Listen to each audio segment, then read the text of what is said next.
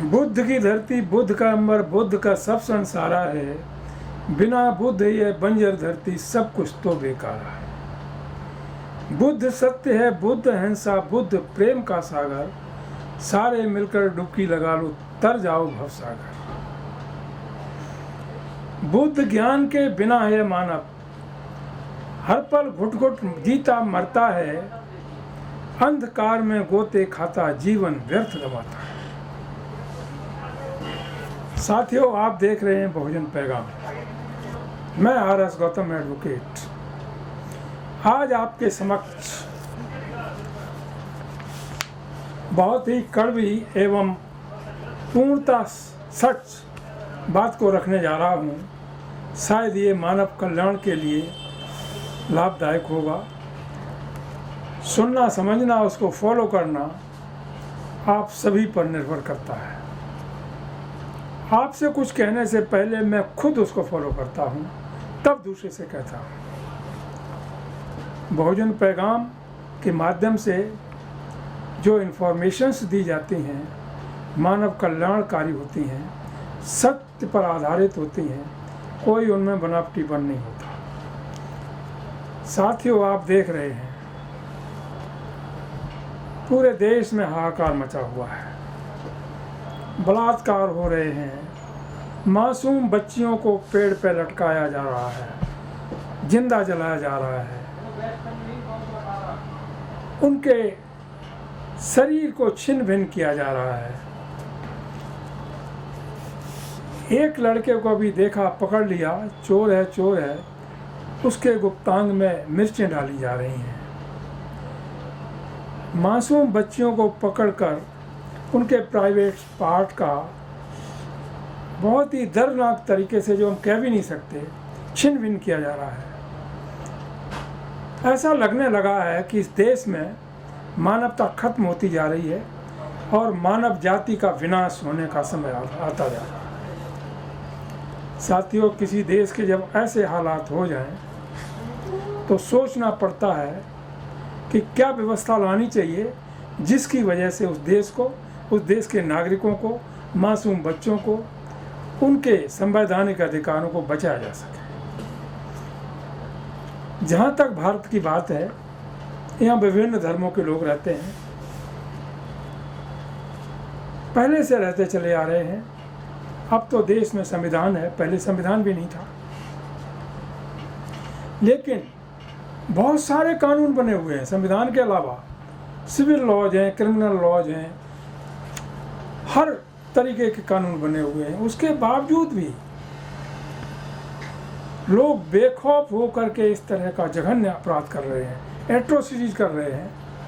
किसकी जिम्मेदारी है और कौन कर रहा है, कौन करवा रहा है? साथियों, जिम्मेदारी की बात तो हम बाद में करेंगे। मुख्य रूप से जहाँ तक जिम्मेदारी का सवाल है, हम लोग पूरे देश के नागरिक वोट देते हैं, सरकार बनाते हैं। किसी की भी सरकार बने, किसी दल की उम्मीद ये की जाती है कि सरकार हमारी रक्षा करेगी, हमारे संवैधानिक अधिकारों की रक्षा करेगी, शिक्षा की रक्षा करेगी, रोजगार देगी। लेकिन सरकार बनने के पश्चात जिन लोगों की सरकार बनती है उनका अपना व्यक्तिगत एजेंडा काम करता है और आपके वोट को वहीं पर छोड़ दिया जाता है जिस दिन इलेक्शन डिक्लेयर हो जाता है। बेसिक रूट क्या है? What is the common cause for all these things? Basic चीज़ क्या है? बेसिक चीज़ जो इस देश में है उसका व्याख्यान ऑनरेबल डॉक्टर अम्बेडकर ने संविधान बनाने से पहले किया था। उन्होंने कहा था, Swaraj has no significance without establishing casteless society in India. Bharat को स्वराज मिलने का कोई औचित्य नहीं जब तक कि यहाँ जात विहीन समाज की स्थापना नहीं हो जाती। इसके अलावा डॉक्टर अम्बेडकर ने एक किताब लिखी, इनिहिलेशन ऑफ कास्ट। हम उन लोगों से पूछना चाहते हैं, हालांकि वो क्वेश्चन मेरे पर भी लागू होता है। इनिहिलेशन कास्ट को हमने पढ़ा या बाबा साहब की उस बात को अमल में लाया गया किसी सरकार ने, किसी वर्ग ने, जो लोग जय भीम जय जय भीम के नारे लगाते हैं और कहते हैं हम तो अम्बेडकरवादी हैं, हम तो बुद्धिस्ट हैं, हम पेरियारवादी हैं, हम ललन सिंह यादव के अनुयायी हैं, संत रविदास, संत गाडगे, ऊधम सिंह आदि आदि जिन लोगों ने मानवता के लिए, समानता के लिए अपने को न्यौछावर कर दिया, उनके अनुयायी हैं। क्या हम उनके बताए हुए मार्ग पर चलते हैं और दूसरों को उस मार्ग पर चलाने की कोई प्रक्रिया अपनाए हैं? नहीं। यही कारण है कि आज हमारे देश में मनुष्यता खत्म होती जा रही है, इंसानियत पर हैवानियत हावी हो गई है, शिक्षा पर अशिक्षा हावी होती चली जा रही है और ये मौजूदा सरकार के फायदे में जा रहा है। अशिक्षित बनाओ, गुलाम बनाओ, इन पर राज करो। लेकिन इसे अब लोगों ने अब तक जो पढ़ा है, इतनी जागृति उनमें हो गई है कि वो अच्छाई बुराई को समझने लगे हैं। साथियों, इन सब चीज़ों के पीछे मेन कॉज क्या है? जातिवाद। जब तक इस देश में जातिवाद रहेगा, ऊंच नीच रहेगा, अंधविश्वास रहेगा, पाखंडवाद पनपेगा, लोगों का शोषण होता रहेगा और आगे चल कर के ये स्थिति आ जाएगी कि जो शोषित समाज के लोग हैं, जिनको पहले शूद्र कहा जाता था, हालांकि हमारे एक साथी कहिएगा, मित्र कहिएगा या बुद्धिजीवी कहिएगा, शूद्र शिवशंकर सिंह यादव जी हैं, वो तो कहते हैं गर्व से कहो हम शूद्र हैं। लेकिन देश का यादव समाज ने कई बार मीटिंगों में यादव समाज के लोगों ने पूछा कि सर उनसे ये पूछिए कि क्या ये बात जो आप कहते हैं कि गर्व से कहो हम शूद्र हैं, आपने अपने बच्चों को सिखाई, अपनी पत्नी को सिखाई, अपने परिवार वालों को सिखाई, अपने गांव वालों को सिखाई? पहले तो उनको सिखाओ, उसके बाद समाज के लोगों में कहो गर्व से हमको शूद्र हैं। फिर दूसरी बात लोगों ने कहा कि उनसे ये पूछिए कि ये बात क्यों नहीं कहो कि गर्व से कहो हम मूल निवासी हैं, गर्व से कहो हम भारत के मूल निवासी हैं, गर्व से कहो हम पेरियारवादी हैं, गर्व से कहो हम अम्बेडकरवादी हैं, गर्व से कहो हम भारत के हितैषी हैं और भारत के मूल निवासी हैं, आदि आदि। खैर वो दूसरा टॉपिक है, हम उस पर ज़्यादा नहीं जाना चाहते। मेरा कहना यह है कि जातिवाद कैसे खत्म होगा और इसको खत्म करने के लिए किन किन महापुरुषों ने अपने को कुर्बान कर दिया, इस संबंध में जब हम सोचते हैं तो सबसे पहले नाम आता है तथागत बुद्ध का। बुद्ध ने जो धम्म दिया, पूरे भारत में ही नहीं पूरे विश्व में फैला। वहाँ कोई जाति नहीं है, सबको समानता का अधिकार दिया गया है, समता का अधिकार दिया गया है, सारी मानव जाति एक समान। नारे भी लगते हैं, बुद्ध धम्म की क्या पहचान, मानव मानव एक समान। जो समूचे मानव जात में ऊंच नीच, छुआछात यानी भेद उत्पन्न करता है, उसे हम धर्म नहीं कह सकते, वो वास्तव में अधर्म की बात करता है। और वो लोग उस अधर्म के फॉलोअर माने जाते हैं जो उस तरह की व्यवस्था का पालन करते हैं। साथियों, बुद्ध का धम्म था, मानवता पर आधारित था। उन्होंने सबको समानता का रास्ता दिखाया और भारत को ही नहीं, धीरे धीरे चल कर के बुद्ध के 300 साल बाद जब सम्राट अशोक पैदा हुआ और वो सम्राट बना, तो उसने जब बुद्ध को समझा तो उसने इस मानवतावादी धम्म को, मानव कल्याणकारी धम्म को विश्व के अन्य देशों में स्थापित कर दिया। उसने अपनी पुत्री संघमित्रा, बेटा महेंद्र को श्रीलंका भेजा। बाद में ये देश जापान, इंडोनेशिया, चाइना, तिब्बत, अन्य देशों में, थाईलैंड, सैकड़ों देशों में स्थापित हो गया, जो आज पूरी तरह से फल फूल रहा है। लेकिन जहाँ जो बुद्ध का जन्म हुआ, वहाँ की हालत क्या है? यहाँ पर जातिवाद जो पूरे देश के लिए समाज को विखंडित करता है, उसको लोग फॉलो कर रहे हैं। आप कहीं भी चले जाइए, और जातिवाद इस मोदी सरकार ने 10-11 साल में इतना बढ़ावा दिया है कि यहाँ का एक बीजेपी का मुख्यमंत्री, इतना उसे घमंड है, गुरूर है अपने पर, अपने क्षत्रित्व पर, कहता है क्षत्रिय कुल में पैदा होना क्या अपराध है। अरे भाई, तू मुख्यमंत्री है स्टेट का, पूरी स्टेट के लोगों ने वोट दिया है और अपनी रक्षा के लिए वोट दिया है।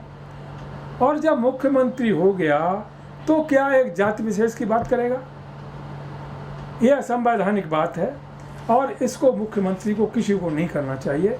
मुख्यमंत्री स्टेट का मालिक होता है, सम्मानीय पद होता है और उसे अपने सम्मान को बरकरार रखने के लिए सबके प्रति समता का व्यवहार करना चाहिए।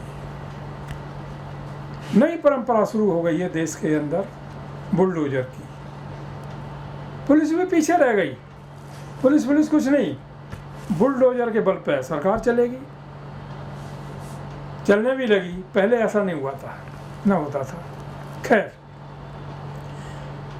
मेन मकसद आज का वीडियो बनाने का ये है कि इस देश के अंदर जब तक इस देश के नागरिक बुद्ध की ओर प्रस्थान नहीं करेंगे, बुद्ध को फॉलो नहीं करेंगे, शोषण बंद नहीं होगा, दमन चक्र बंद नहीं होगा, शिक्षा का कोई महत्व नहीं समझा जाएगा। इसलिए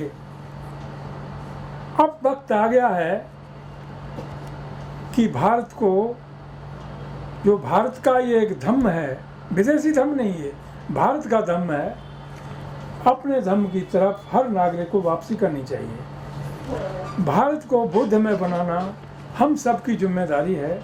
इसमें किसी का कोई व्यक्तिगत ना तो नुकसान होता है, ना व्यक्तिगत लाभ होता है, पूरे समाज का और देश का लाभ होता है और भारत का इससे गौरव बढ़ता है, विदेशों में गौरव बढ़ता है।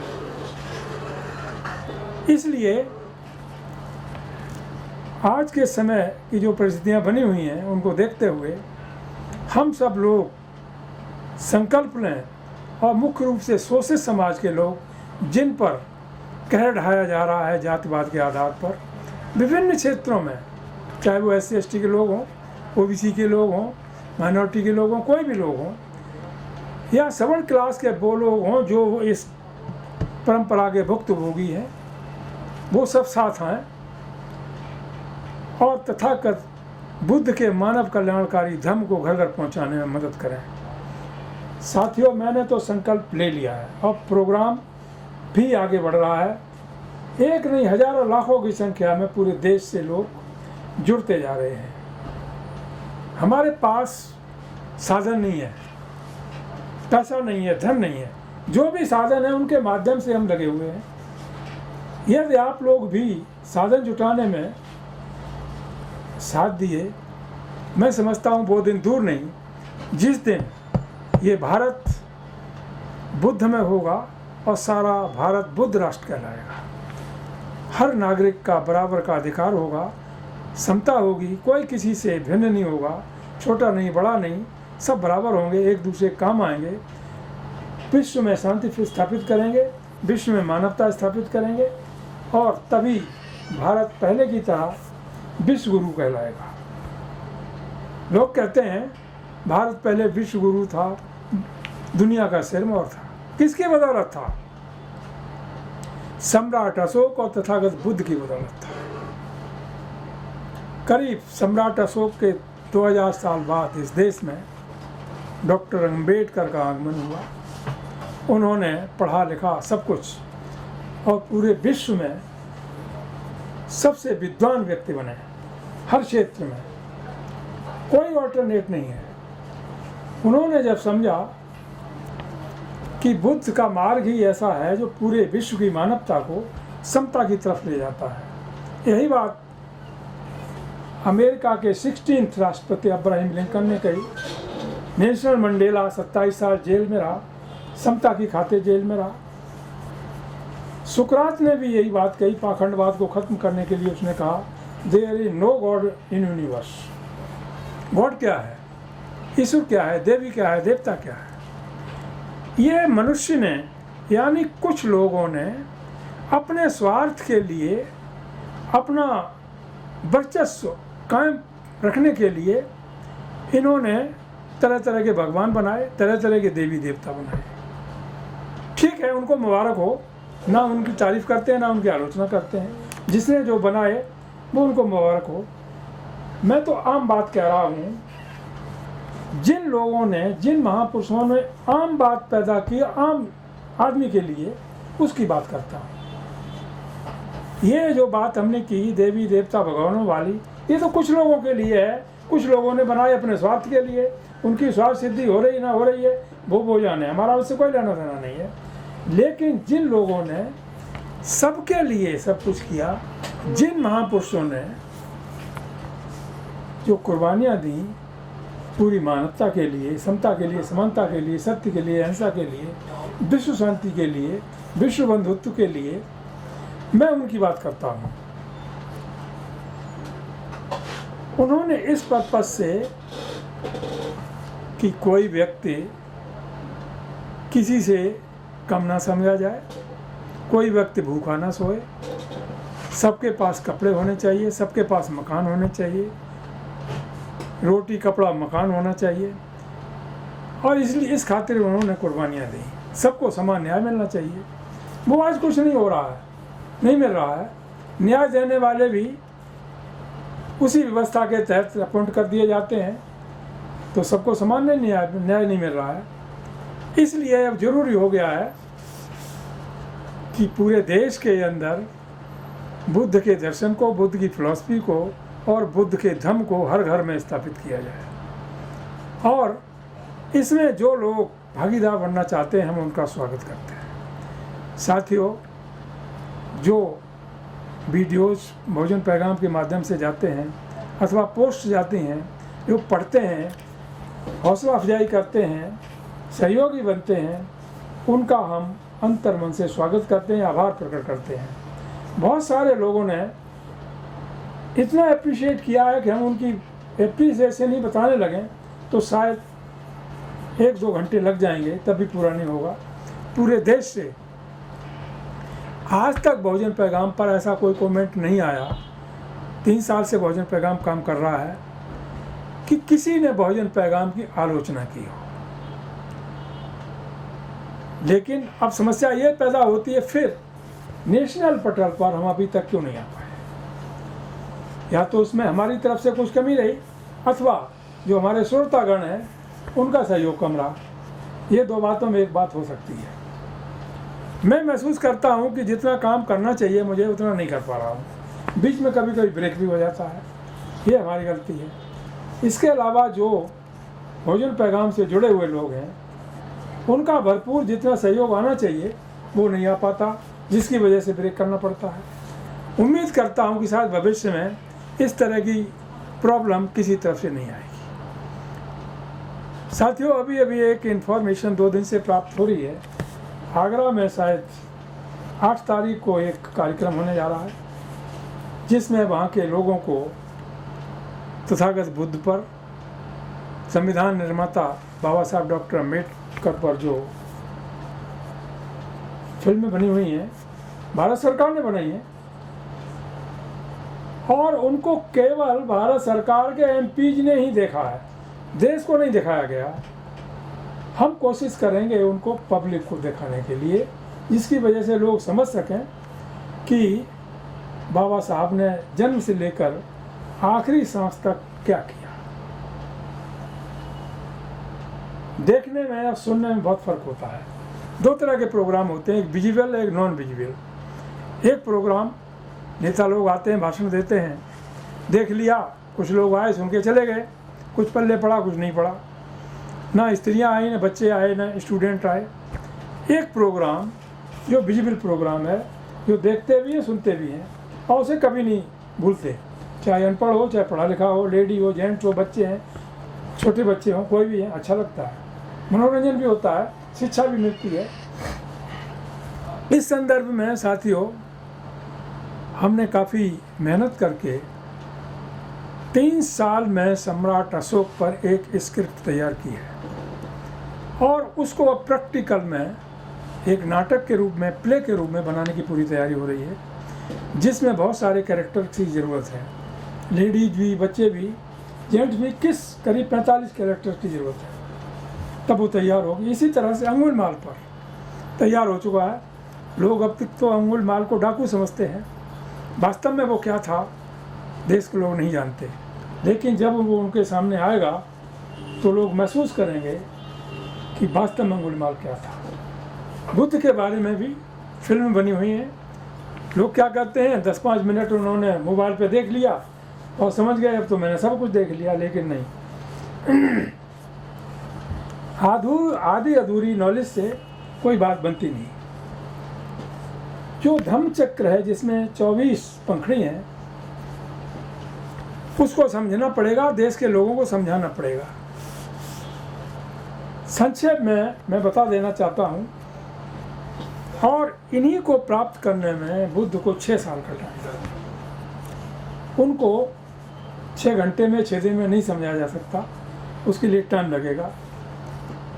तो इसमें 2 पंखड़ी हैं, उनका मतलब होता है एक्सिसनेस ऑफ एवरीथिंग, मतलब आत्म सुख सेवन, आत्म पीड़न। इसका मतलब हुआ, लोग तपस्या करने जाते हैं जंगल में, अपने शरीर को सुखा देते हैं, कोई मतलब नहीं, कोई फायदा नहीं होता। बुद्ध ने ये करके देख लिया। आत्म सुख सेवन, राजा महाराजा होते हैं, उनकी 2-2 4-4 सौरानियाँ हुआ करती थी, हाथी घोड़े बंगले और क्या नाम महल हुआ करते थे, और वो हमेशा दुखी रहते थे। तो 2 पंखड़ियों का मतलब तो ये हुआ, आत्म सुख सेवन, आत्म पीड़ा। 4 आर्य सत्य हैं। दुनिया में दुख है, दुख का कारण है, कारण का निवारण है, निवारण का तरीका है। ये 4 आर्य सत्य कहलाते हैं, 4 नोबल ट्रुथ। उसके बाद 8 अष्टांगिक मार्ग हैं, उसके बाद 10 पारमिताएं हैं। इन सबको जोड़ दिया जाए तो 24 हो जाते हैं। यह धम्म चक्र जो 24 पंखड़ियों का चक्र है, इसको भारत के लोगों ने समझ लिया तो मेरा विश्वास है कि बुद्ध और बुद्ध के धम्म को समझने में उन्हें कोई परेशानी नहीं होगी किसी भी तरीके से। इसी फिलॉसफी पर मानवता टिकी हुई है, विश्व की मानवता टिकी हुई है। सत्य, अहिंसा, प्रेम टिका हुआ है, और सम्राट अशोक ने इसको मजबूत करने के लिए मानव कल्याण को ध्यान में रखते हुए पूरे विश्व में स्थापित करने को मैं अपने को कुर्बान कर दिया। जिस दिन सम्राट अशोक का अंतिम दिन था, उसके पास एक रुद्राक्ष के अलावा कुछ भी नहीं था। आज के राजा महाराजा जैसे अडानी जी हैं, अंबानी जी हैं, मोदी जी हैं, अमित शाह जी हैं, तमाम दुनिया भर के और भी हैं, पाकिस्तान के भी हैं, कई देशों के हैं, एक का नाम नहीं लेते। हर देश में ऐसे राजा महाराजा पैदा हुए हैं।